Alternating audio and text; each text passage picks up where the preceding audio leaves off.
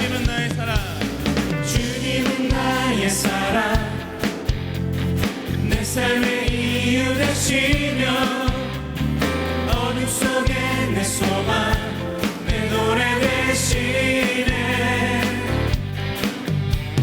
주님이 주신 기쁨 날이 갈수록 퍼져가리라. 영원히 감사를 드리리. 한 번 더. 주님은 나의 사랑,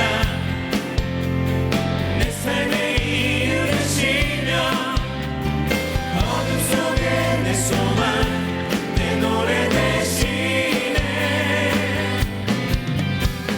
주님이 주신 기쁨 날이 갈수록 퍼져가리라.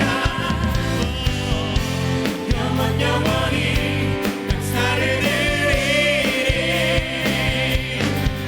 주님의 주님 주신 것 알 수가 없네. 알 수가 없네. 우리 선택해 불러주셨네. 보좌로부터 생명과 생명과 강건한 어느 곳에나 흘러 넘치네. 주님은 나의 사랑, 내 삶의 이유 되시며 어둠 속에 내 소망, 내 노래 되시네. 주님이 주신 기쁨 날이 갈수록 퍼져가리라. 영원히 감사를 드리리. 대번의 형제님들이 주의 이름을 영원히 높이며 찬양의 제사 주께 드리리라.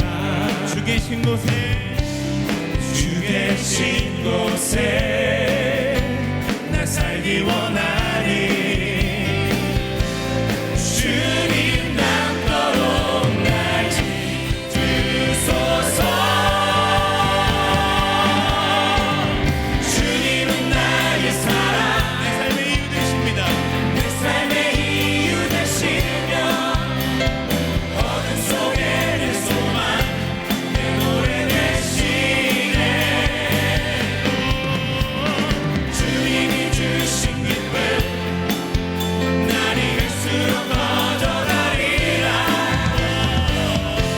영원히 감사를 드리리.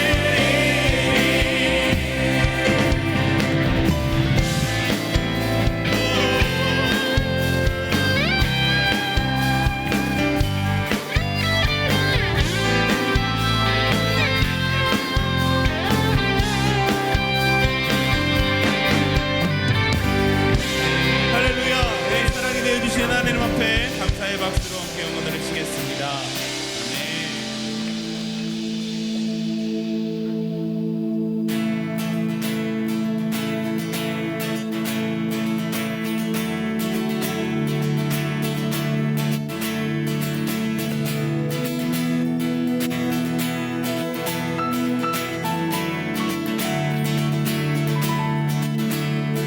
저 바다보다도 더 넓고 저 산과 하늘보다 더 높은 주님의 은혜가 이곳에 가득해. 살아계신 주 나의 하나님, 언제나 넘치는 주의 사랑으로 내 안에 가득히 넘쳐 흐르네.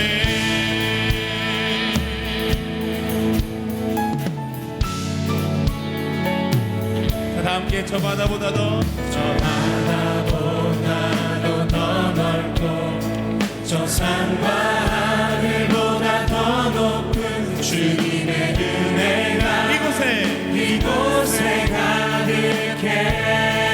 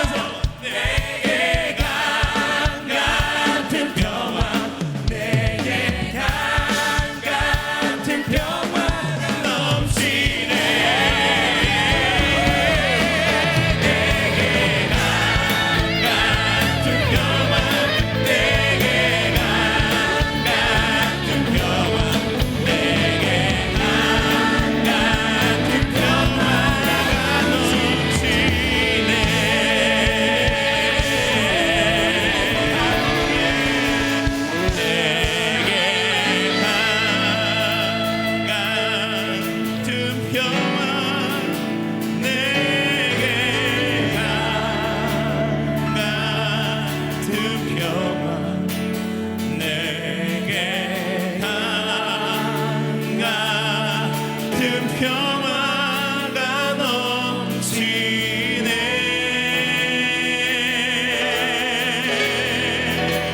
내게 같은 평화, 내게 같은 평화, 내게 다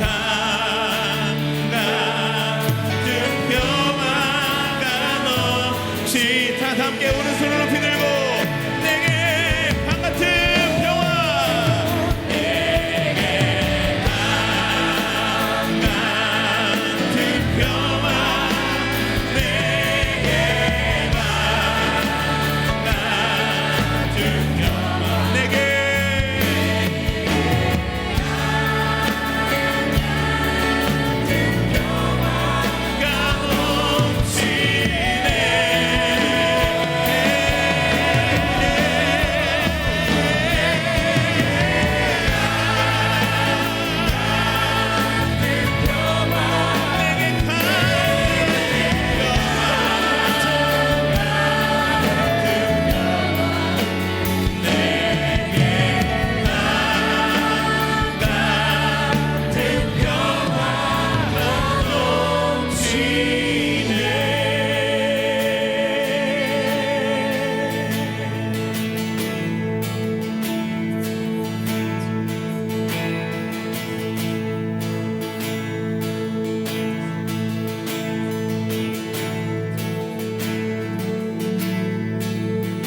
주 예수보다 귀한 것은 없네.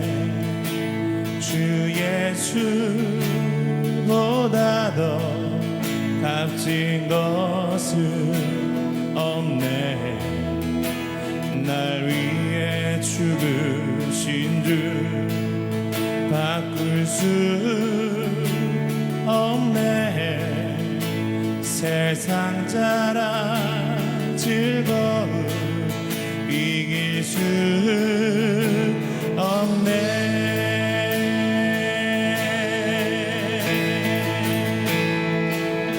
다 함께 고백할까요? 주 예수보다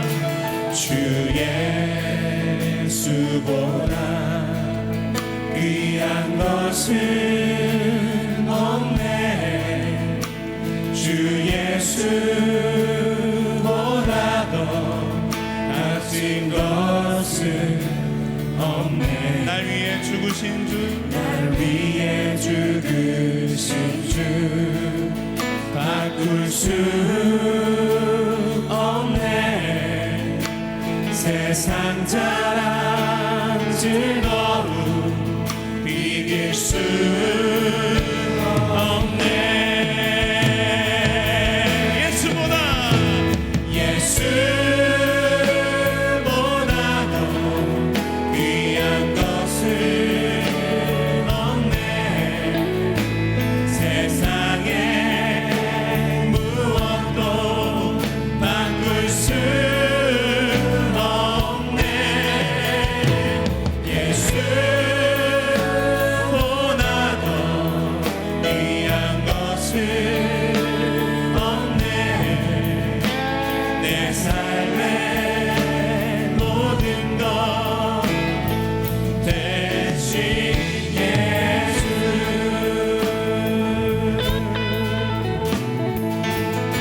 우리 자매님들이 고백할까요? 주 예수보다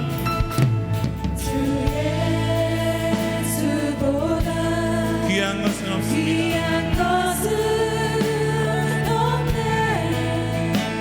주 예수보다 더 같은 것은 자, 이번엔 형제님들이 날 위해 죽으시고 바꿀 수 없네. 세상 자랑 즐거움 이길 수 없네. 함께 예수보다 더 귀한 것은 없네.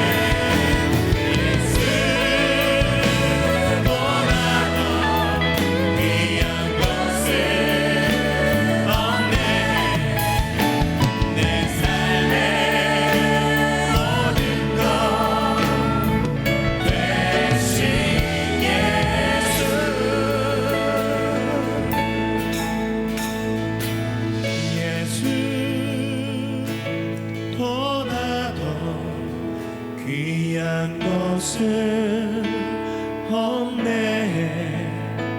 세상에 무엇도 바꿀 수 없네. 예수보다도 귀한 것은 없네. 내 삶의 모든 것 대신 예수.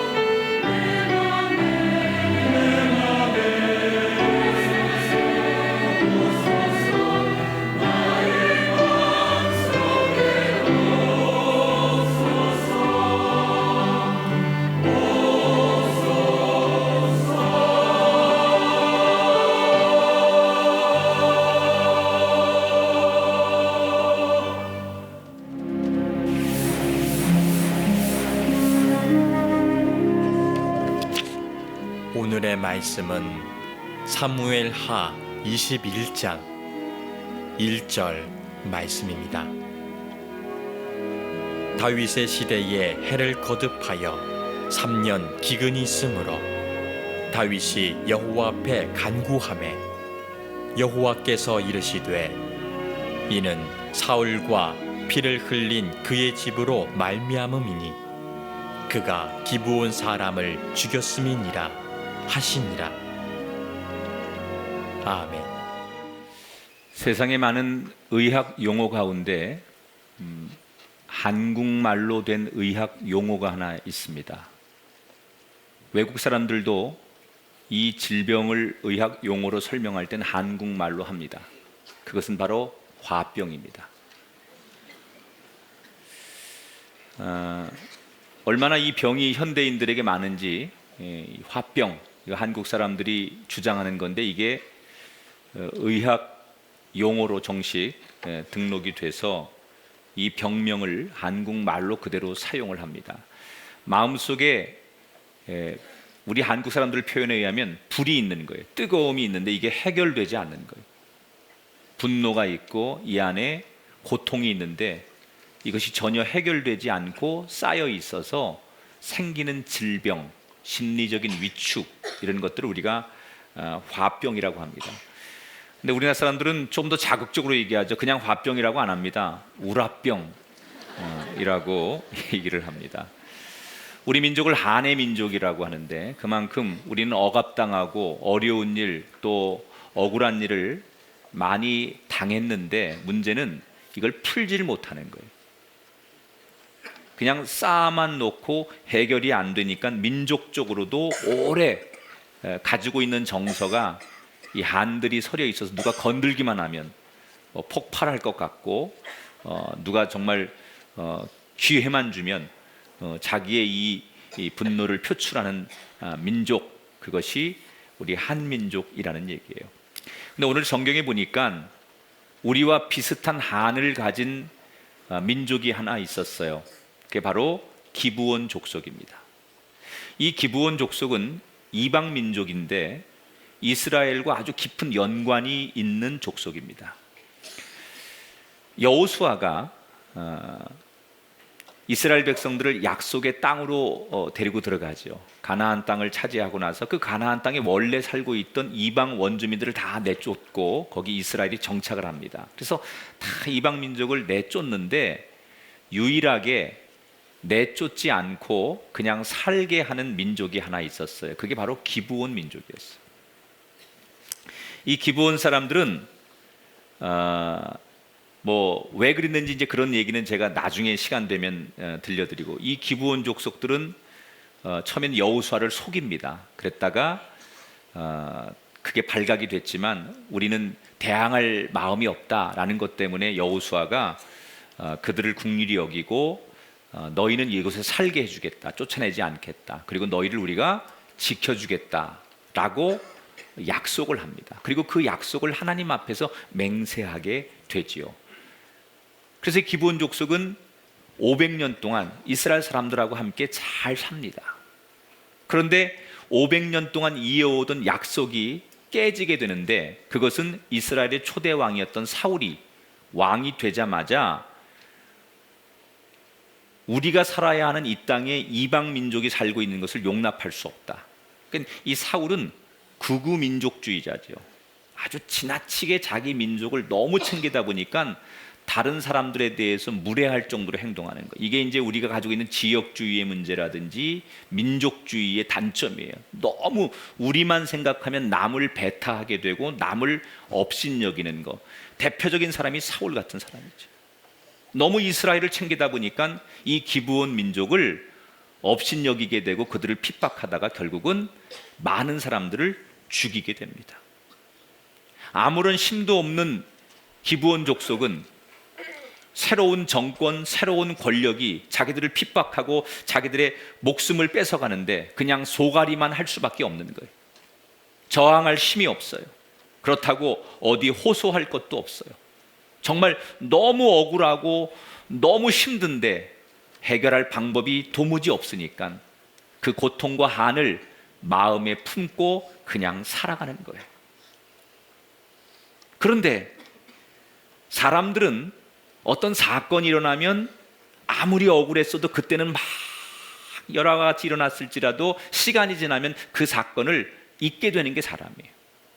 기브온 족속이 그렇게 어려움을 당하고 억울한 일을 당했다는 걸 사람들이 처음에는 알았지만 시간이 지나면서 그들이 처한 어려움을 사람들이 조금씩 잊고 있을 때, 사람들은 그 사건을 잊고 그들의 억울함을 조금씩 잊어가고 있는 그때에 하나님은 그들의 어려움을 기억하고 계셨어요. 그래서 오늘 1절 상반절에 보니까 이런 표현이 나옵니다. 다윗의 시대에 해를 거듭하여 3년 기근이 있으므로 다윗이 여호와 앞에 간구하매. 무슨 얘기입니까? 사울 왕이 죽고 다윗이 왕이 됐는데 3년 연속 이스라엘 땅에 기근이 들었다는 거예요. 그래서 이스라엘 백성들 전체가 고생을 하고 고난을 당하게 되었어요. 놀란 왕이 하나님 앞에 나가서 기도하는 거예요. 하나님, 왜 우리가 이런 기근을 당하는 거지요? 도대체 무슨 일이 있는 거지요? 라고 하나님 앞에 기도하게 됩니다. 그랬더니 2절 하반절에 그 이유가 드러나죠. 하나님이 뭐라고 다윗에게 응답하시느냐? 1절 하반절입니다. 여호와께서 이르시되 이는 사울과 피를 흘린 그의 집으로 말미암음이니 그가 기브온 사람을 죽였음이니라 하시니라. 이유가 뭐냐면 사울이 너무나 억울한 피를 많이 흘리게 했다는 거예요. 지금 다윗의 잘못이 아니에요. 자기 위의 전임자 왕이 너무나 죄 없는 기브온 족속을 많이 죽여서 피를 본 것, 그것을 내가 불의하다고 생각하기 때문에 너희에게 내리는 징계라는 거예요. 여러분, 현대인들의 사고방식은 인간이 잘못한 것하고 자연의 재해하고는 따로따로 구분하는 게 현대인들의 사고예요. 그러나 구약의 시대는 사람이 잘못하면 함께 자연과 더불어서 재앙이 온다라는 것이 그게 성경의 원리고 그게 고대 사람들의 의식이에요.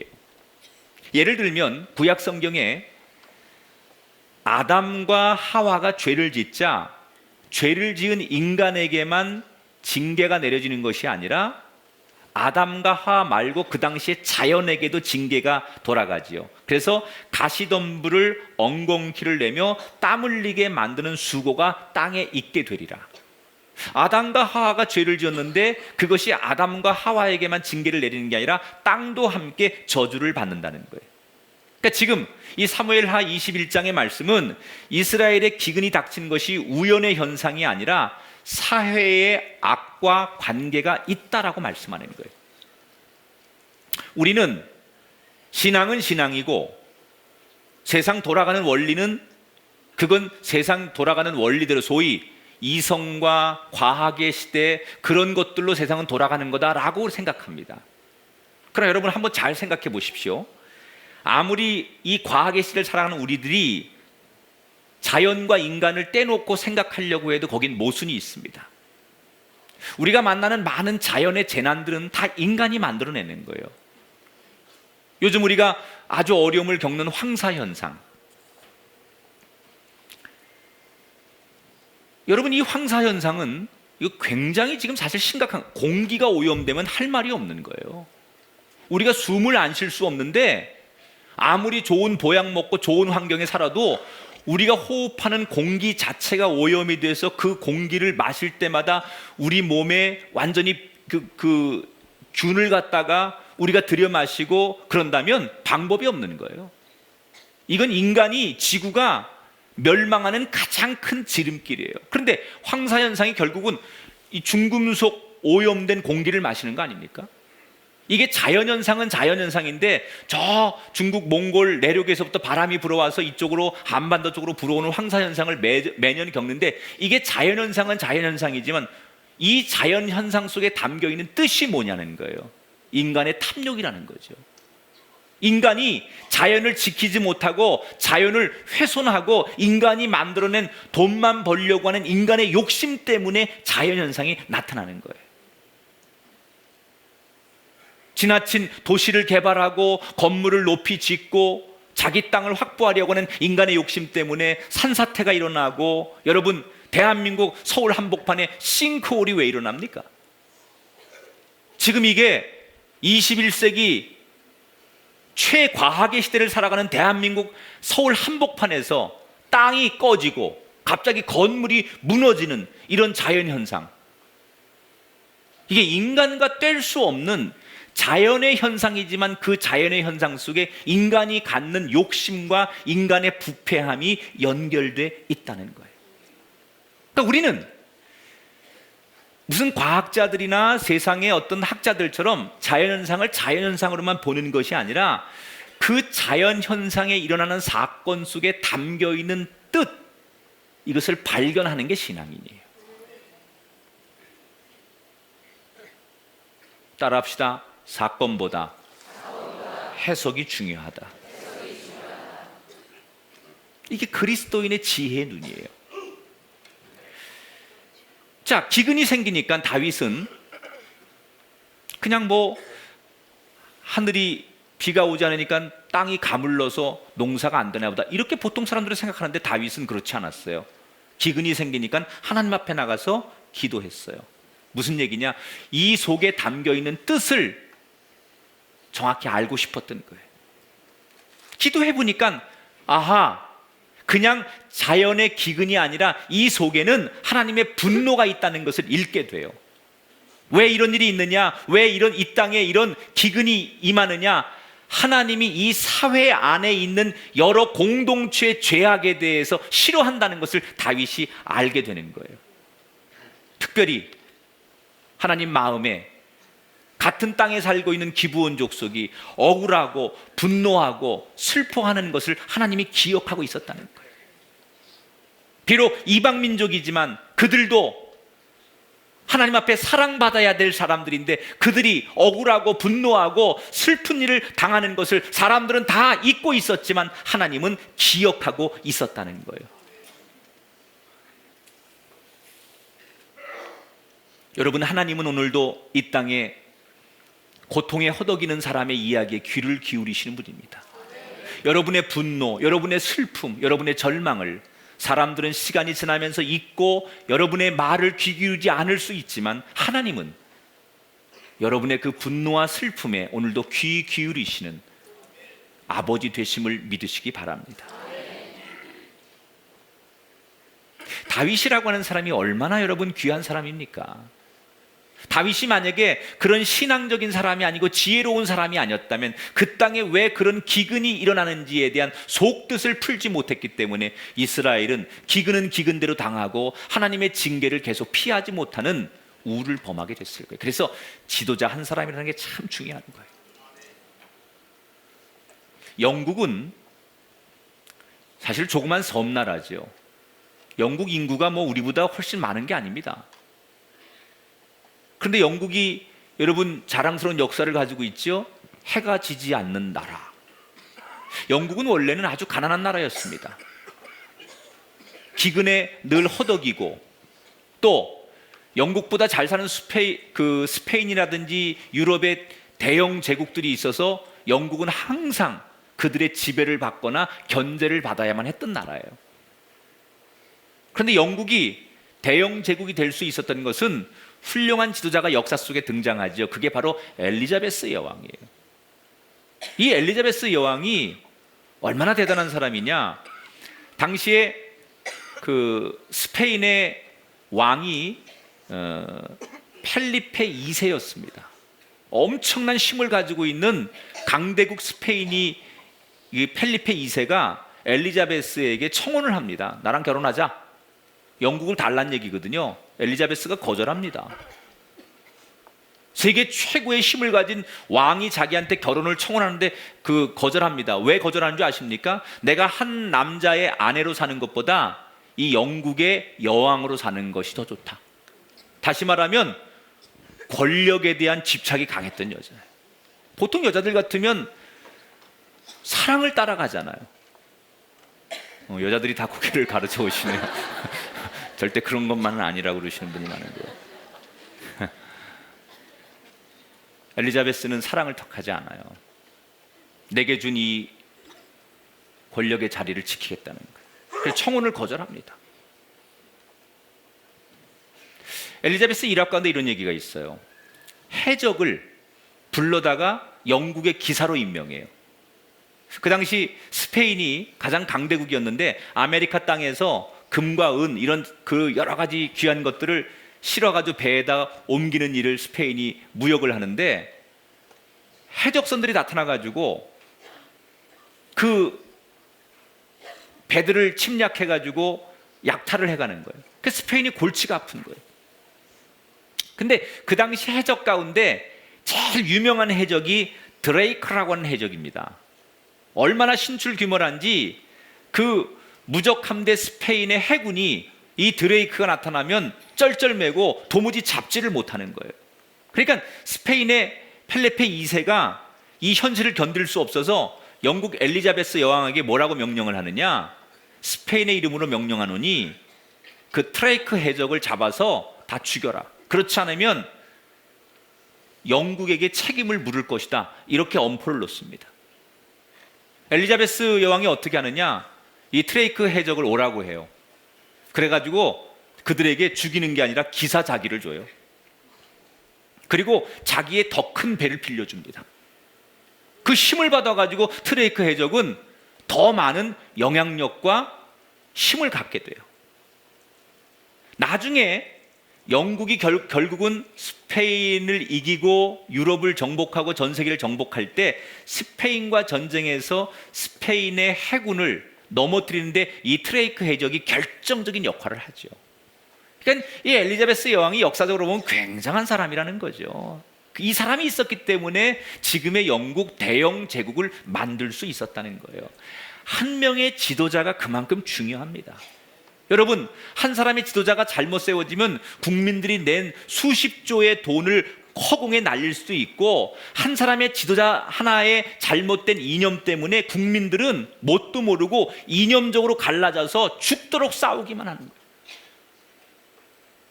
좋은 지도자 하나가 생겨지면 암울했던 과거를 청산하고 경제를 살리고 국민들의 다음 세대의 미래가 밝은 비전을 꿈꿀 수 있는 거예요. 그래서 좋은 지도자를 만나는 게 하나님의 복이에요. 여러분이 사는 날 동안 좋은 지도자를 만나게 되기를 주의 이름으로 축원합니다. 그러니까 이스라엘이 여러분 역사적으로 잘 될 수 있었던 것은요, 다윗이라고 하는 지도자가 나왔기 때문이에요. 이 사람의 장점은 두 가지예요. 신앙적이라는 거, 또 하나 지혜롭다는 거. 자, 지금 자기네 땅에 기근이라고 하는 민족적인 문제가 생기자 보통 왕들처럼 처리하지 않아요. 내무부 장관, 농수산부 장관 둘러가지고 기근 대책을 묻거나 뭐 식량을 수입해라 뭐 이런 명령을 내리거나 아니면 그들이 리더십이 없으니까 경질하거나 그렇게 보통 왕들이 하는 것처럼 하지 않아요.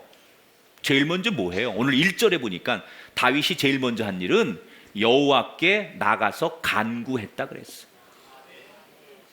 여러분, 기도하는 지도자가 문제를 풀 수 있습니다. 왠지 아십니까? 기도해야 하나님의 소리를 들을 수 있는 거예요. 문제가 있으시거든 기도하시기 바랍니다. 그래야 하나님의 음성을 들을 수 있고요, 그래야 문제도 풀리고요, 그래야 방법도 생기는 거예요. 다윗은 지금 이 상황의 근본적인 문제가 어디 있는지를 알게 돼요. 기도하니까 아는 거예요. 만약에 기도를 안 했다면 무슨 이게 행정적인 처리만 하고 그가 왕의 리더십만 가지고 이 문제를 처리했다면 근본적인 문제를 몰랐을 거예요.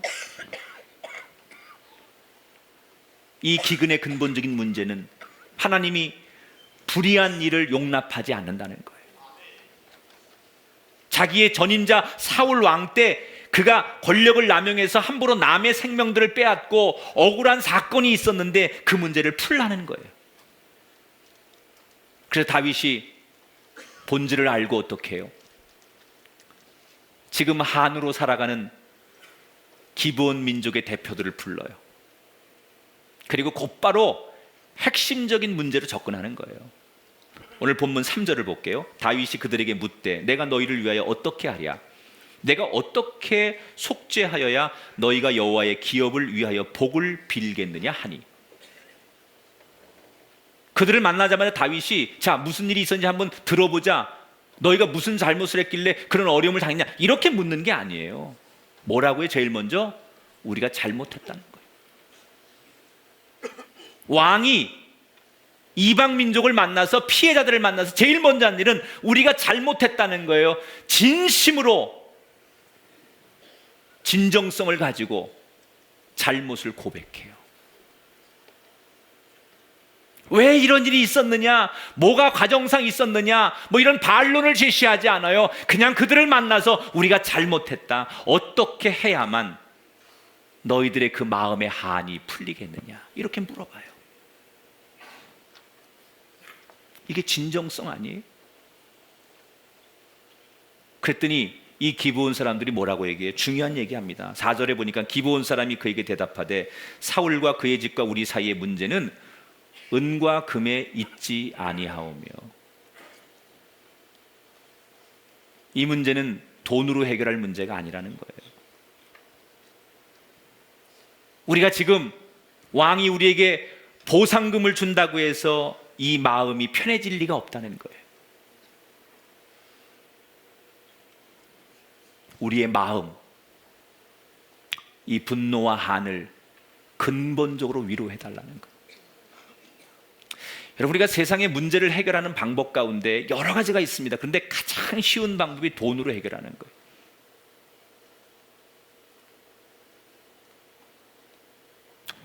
마음으로 해결해야 돼요. 마음으로. 다윗이 맹세하는 거예요. 4절 보니까 너희가 말하는 대로 시행하리라. 먼저 약속을 해요. 너희가 말하는 대로, 그게 어려운 일일지라도, 내가 정말 듣기 어려운 일일지라도 너희가 피해자니까 너희들의 마음을 내가 정말 위로할 생각이 있으니까 아무리 어려운 거라도 말하는 대로 내가 할 테니까 너희들의 한이 풀린다면 어떤 거든지 요구해봐라. 그 입장이 되는 거죠. 진정 피해자를 위로하고 싶은 거예요. 그런데 이 기브온 민족이 정말로 들어줄 수 없는 요구를 합니다. 충격적인 요구를 합니다. 무슨 요구를 하느냐? 자기들을 이렇게 만든 원수 사울의 피부치들을, 그 자손들의 생명을 달라는 거예요. 여러분, 지금 우리가 사는 이 현대 문명의 시대에는 모든 것이 객관화되지요. 그래서 설사 억울한 일이 있어도 법이라는 것을 자기들이 직접 가해하면 안 되고 정당한 절차를 통해서 우리가 이렇게 하는 것이 맞다고 생각을 합니다. 그러나 과거에는, 특히 구약의 시대나 고대의 시대는 피해 보복법이 굉장히 이 법을 집행하는 데 중요한 근거였었어요. 내가 받은 대로 대갚아주는 게 그 당시의 법이에요. 그러니까 이 기브온 족속은 그들만의 의식에 따라서 이 근본적 문제를 해결하려면 우리에게 이렇게 한을 제공한 사울의 자손들이 죽어야만 우리가 이 한이 풀리겠다는 거예요. 그 다윗이 정말 충격적인 얘기를 듣지만 미리 약속을 했기 때문에 어떻게 합니까? 사울의 자손 7명을 잡아서 사울의 고향에서 그 7명을 목을 매달아 사형을 시킵니다. 그래서 그 한으로 평생을 사는 기브온 족속의 민족의 마음을 풀어줍니다. 아니, 그래도 그렇지, 전임자 왕의 자손들을 갖다가 그렇게 죽이는 건 너무 잔인한 거 아니냐? 그러나 한을 풀어줘야 되기 때문에 다윗은 사울 왕의 자손들 7명을 택해서 기브온 족속에게 내주고 그 7명의 자손들이 죽는 거예요. 지도자의 덕목 가운데 하나가, 지도자는 정의로워야 돼요. 정의로운 지도자는요, 상과 벌에 있어서 정확해야 돼요. 불의한 자에게는 벌을 주어야 되지만 피해자에게는 그 마음을 위로해 줄 줄 알아야 돼요. 그런데 지금 우리 사회의 가장 큰 아쉬움은 이 위로함이 없다는 거예요. 여러분, 아직도 피해자들은 억울하다고 소리를 지르고 울고 있는데 왜 지도자들은 피해자들의 마음을 위로하지 않으려고 하는 겁니까? 오늘 성경에 은과 금으로 되는 게 아니라고 말하잖아요.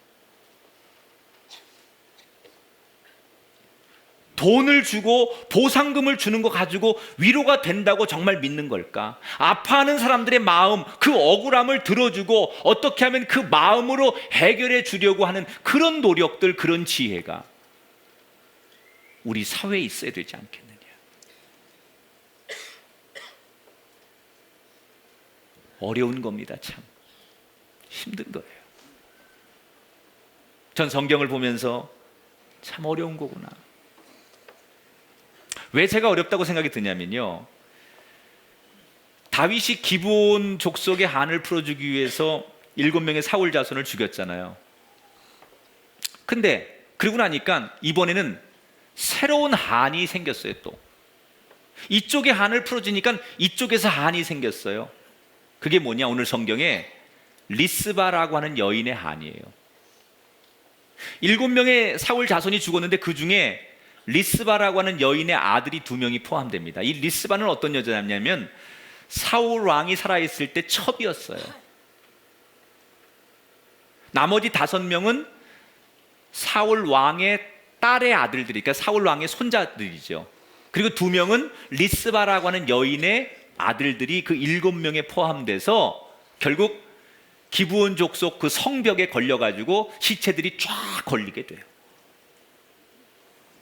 여러분, 부모의 마음, 어미의 심정을 아시잖아요. 자기 자식들이 처형을 당하는 거예요. 그런데 엄마로서 힘이 없는 거예요. 막을 힘이 없어요. 자식들을 살려줄 힘이 없어요. 그래서 자기 눈앞에서 살려달라고 절규하는 그 아들들이 비참하게 죽는 모습을 이 어머니 리스바가 목격하게 되는 거예요. 여러분이 그 입장이라면 어떠실 것 같아요? 내 앞에서 자식들이 살려달라고 절규하는데 아무것도 못해주고 그 자식이 죽어가는 모습을 보는 부모의 마음이 어떨 것 같아요? 제가 언젠가 읽었던 책 가운데 중국에서 전해 내려오는 얘기 가운데 중국 진나라의 환혼이라고 하는 사람이 배를 타고 총나라로 가는 길에 배가 잠시 중간에 어디 머물게 돼요. 근데 부하 중에 한 사람이 내려가 가지고 원숭이 새끼 한 마리를 어디서 잡아옵니다. 그리고는 좋다고 그 배 안에 상자에 그 새끼 원숭이를 가둡니다. 그리고 배가 떠납니다. 그런데 저 뒤에 보니까 어미 원숭이가 자기 새끼 원숭이가 없어진 줄 알고 배를 쫓아오는 거예요. 근데 이미 배는 출발했고 조금 지나면 이 어미 원숭이가 포기하겠지라고 생각하고 그냥 배는 떠납니다. 그런데 웬걸이요, 이 어미 원숭이가 자기 새끼를 찾으려고 그 배를 계속 쫓아오는데, 포기하지 않고 쫓아오는데 장장 100리 이상을 쫓아왔다는 거예요. 마침내 배는 목적지 육지에 도달하고 배가 멈춰서니까 그때서 허덕이며 이 어미 원숭이가 배 안에 뛰어드는데 성공을 했지만 이 어미 원숭이는 곧바로 죽고 맙니다. 선원들이 이 어미 원숭이의 배를 한번 갈라봤더니 내장이 모두 잘려진 채로 이 어미 원숭이가 죽어 있더라는 거예요. 자기 새끼를 찾고 싶은 그 어미의 본성, 그것이 완전히 자기의 장을 다 파열시킨 거예요. 그 새끼를 찾아서 자기가 죽는 줄 모르고 달려오는, 백리길을 달려오는 그 어미의 마음. 그래서 중국 사람들이 이거를 한자에서 뭐라고 표현하냐, 단장이라고 부르는 거예요. 단장. 우리 한국 사람들은 뭐라고 그래요? 한국의 한글말로는요, 애간장. 그래서 나온 말이에요. 공감하시지 않아요, 여러분? 자녀를 둔 부모라면 다 이거 알 거예요. 어떻게 이게 설명이 필요합니까? 더 이상. 우리 자녀들 앞에서 다 애간장 끓이지 않아요?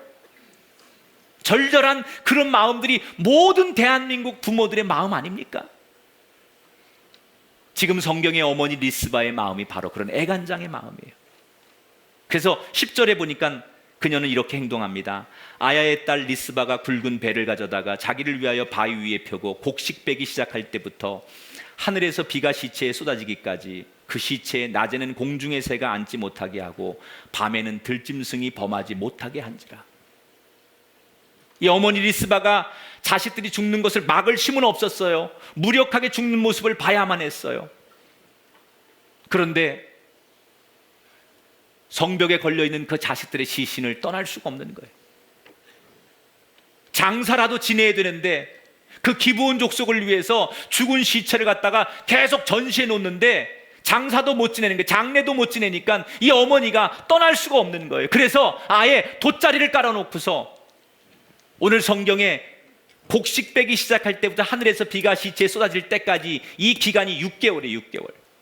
6개월을 그 시신 앞에 머물러서 곡을 하는 거예요.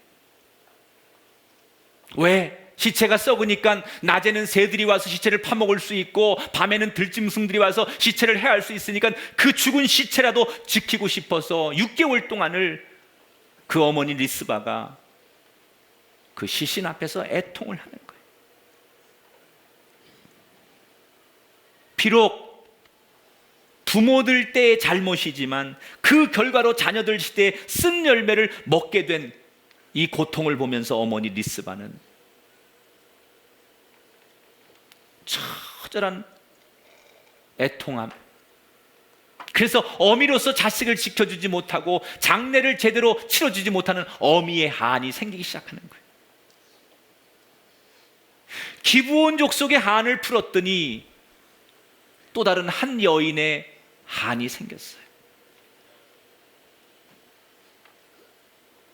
어느 날 다윗이 이 처절하고 슬픈 이야기를 듣게 됩니다.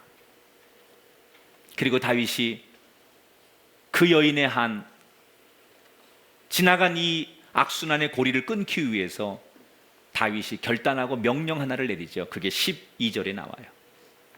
다윗이 가서 사울의 뼈와 그의 아들 요나단의 뼈를 길리앗 야베스 사람에게서 가져가니 달려 죽은 자들의 뼈를 거두어다가 그의 아버지 기스의 묘에 장사하되 모두 왕의 명령을 따라 행하니라.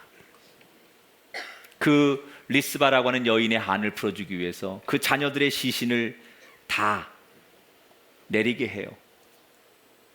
그리고 더불어서 그의 아버지 사울 왕과 그의 아들 둘이 전쟁에 나가서 허무하게 죽었거든요. 그래서 국가가 장례를 치르지 못하고 그냥 개인 묘에 묻혀 있는 거예요. 그런데 다윗이 그 사울 왕과 그의 아들들 그리고 이 7명의 시신을 다 수습해가지고 가족 묘에 국가가 정식으로 이 장례를 치르도록 모든 배려와 비용을 제공하는 거예요. 한을 풀어주기 위해서. 어떻게 보면 뿔뿔이 흩어져 있는 이 사울 왕의 가족들, 그래서 장례도 제대로 치르지 못하고 여기저기 시신이 널려 있었던 것을 다 모아가지고 그것을 아름답게 장례를 잘 치르고 그들이 한 묘에 안장될 수 있도록 그 가족의 비극, 가족의 한, 장례도 제대로 치르지 못한 그들의 한이 있을 거 아니에요. 그 모든 비극을 다윗이 해결을 해주는 거예요. 여러분, 다윗은 참 훌륭한 사람이에요. 그 리스바 개인의 한까지도 담아주고 해결해 줄 아는 지도자.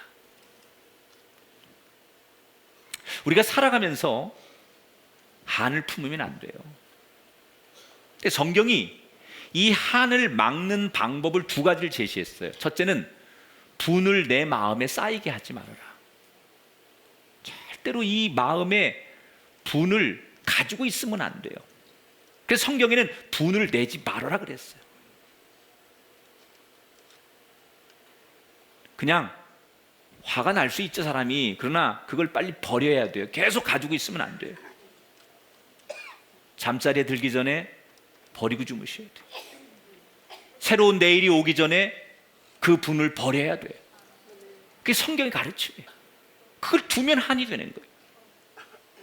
또 하나, 한을 품지 않으려면 용서하라 그러셨어요.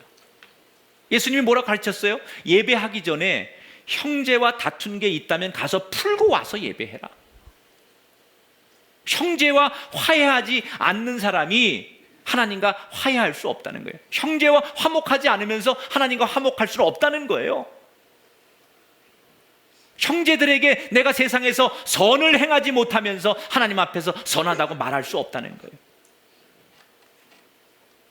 우리가 먼저 하나님 앞에서 분을 풀고 내 한을 풀고 그리고 모두를 용서할 때 비로소 하나님이 우리의 소리를 들으신다는 거예요.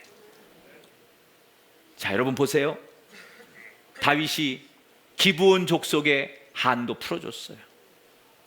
죽은 자의 명예도 회복시켜줬어요. 이스라엘에 대한 기근에 대한 이 문제도 하나님의 축복도 다시 회복시켜 주셨어요. 참 훌륭한 거죠. 모두를 유익하게 만드는 사람. 14절을 같이 읽어볼게요. 하반절 시작. 그 후에야 하나님이 그 땅을 위한 기도를 들으시니라. 그 후에야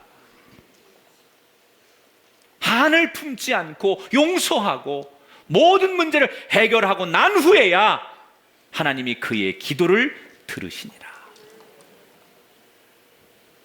말씀을 마치겠습니다. 이 땅에는 아직도 억울하다고 울부짖는 사람들이 있습니다. 가슴에 한을 품고 사는 아직도 힘든 사람들이 많이 있습니다. 여러분, 다윗의 지혜가 필요하지 않겠습니까? 그들의 마음을 진정으로 위로해 주길 원한다면 세상 법의 논리만이 아니라, 돈의 논리만이 아니라 다윗과 같은 그런 마음으로 엎드려야 된다고 생각하지 않습니까? 우리 모두가 그 한 사람이 될 수 있기를 축복합니다. 나가서 혹시 나는 너무나 억울하고 너무나 내 마음속에 품어진 한이 이게 풀리지 않는 분, 한 맺힌 일 분노가 있다면 여러분이 하지 마시고 기브온족 속의 한을 하나님이 맡으셨던 것처럼 여러분의 그 한 맺힌 마음들 주님께 의탁하시길 축복합니다. 주님께 맡기셔서 그분이 여러분의 마음을 위로하는 그런 축복과 은혜가 이 말씀을 들은 우리 가운데, 그리고 이 말씀이 필요한 세상 사람들에게 이 말씀이 아름답게 전하여질 수 있기를 주님의 이름으로 축원합니다.